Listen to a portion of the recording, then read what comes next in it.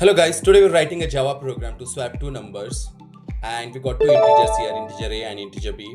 So to swap we can use the temporary variable here. So I can call it as a temp and we'll store initially value of a into temp and then a will become b and b will become temp, which will have the value of a.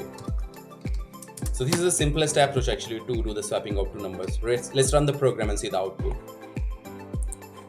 There we go. So we have successfully swapped two numbers.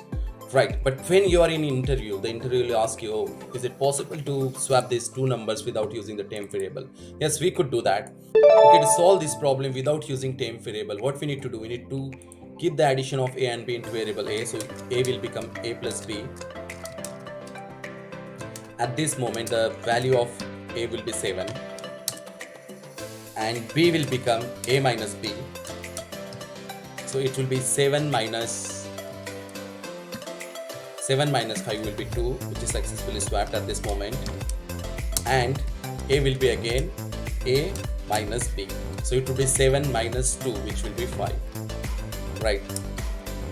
So let's run this program and see the output. As we can see here, the values are successfully swapped. Thanks for watching. If you find this video helpful, do like and subscribe our channel. Thank you.